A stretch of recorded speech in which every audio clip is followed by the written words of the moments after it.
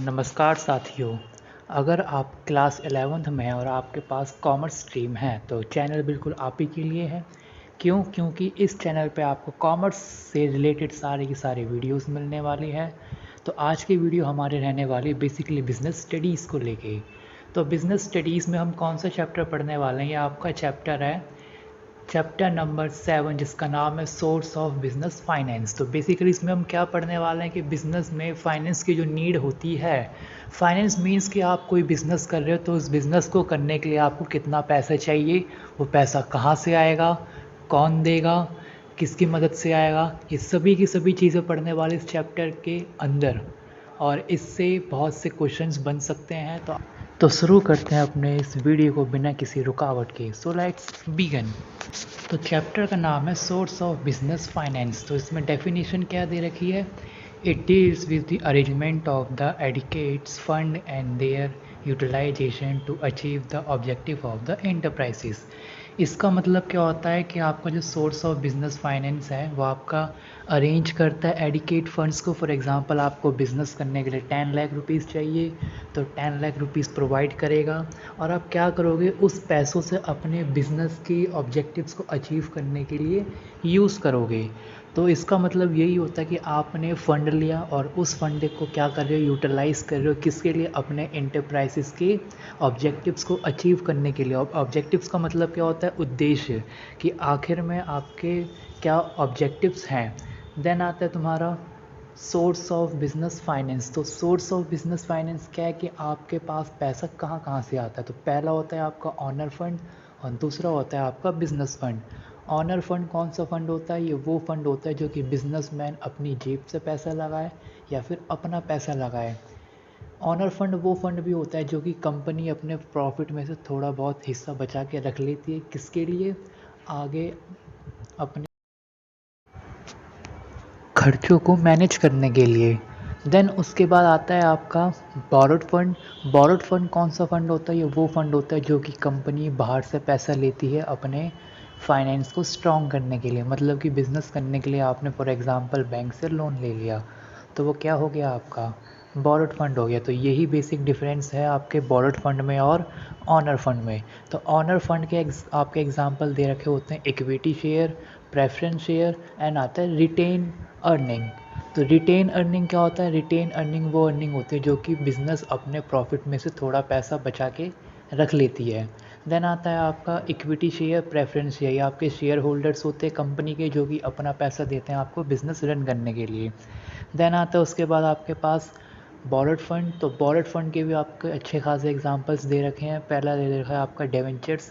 Debentures का मतलब होता है कि आपने बाहर से किसी पब्लिक से पैसा लिया है और वो पैसा आपको क्या करना है, बाद में पे करना है in the terms of interest. तो डिवेंचर्स में आपको इंटरेस्ट देना होता है चाहे आपको प्रॉफिट हो या फिर ना हो। चलिए शुरू करते हैं ऑनर फंड से। तो ऑनर फंड क्या होता है? This types of fund contribute by the owner of the business and has no liability to return fund. इसका मतलब क्या है कि ये वो पैसा होता है जो कि कंपनी का मालिक देता है या फिर आप किसी बिज़नेस का ऑनर देता है बिज़नेस रन करने के लिए, और ये पैसा आपको एज अ लायबिलिटी पे नहीं करना पड़ता। तो लायबिलिटी क्या होती है? लायबिलिटी का मतलब होता है बाहर वालों का पैसा जो आपको वापस करना है किसी भी कंडीशन में, चाहे आपको लॉस हो या फिर प्रॉफिट हो।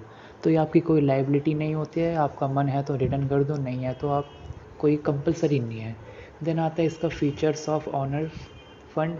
सबसे पहला फीचर बता रहे हैं आपका परमानेंट कैपिटल होता है। परमानेंट कैपिटल का मतलब होता है कि एक बार पैसा लग गया तो वापस नहीं देना, या फिर आपके पास ये पैसा रहता ही है, रिटर्न नहीं करना होता। देन आता है provision for risk capital. Risk capital का मतलब होता है कि अगर ये पैसा आ गया तो लॉस होने पे वापस नहीं करते, प्रॉफिट होने पे तो दे देते हैं लेकिन लॉस होने पे नहीं देते, इसलिए इसको रिस्क कैपिटल बोला जाता है। देन आता है no security required. No security required का मतलब है कि आपको कोई चीज़ नहीं देनी है पैसे लेने के बदले में। फॉर एग्ज़ाम्पल कि आप गोल्ड दे के पैसा लेते हो तो ऐसा कुछ भी नहीं करना है। देन लास्ट आता है it's a source of owner fund. ये क्या है? आपका ऑनर फंड का क्या है? सोर्स है। नेक्स्ट आता है आपका बोरोड फंड। बोरोड फंड क्या होता है? It include all fund available by way of loan और क्रेडिट, ये सारा का सारा वो पैसा होता है जो कि आपको लोन से मिलता है या फिर क्रेडिट पे दिया जाता है। तो क्रेडिट का मतलब एक तरीके से उधार होता है।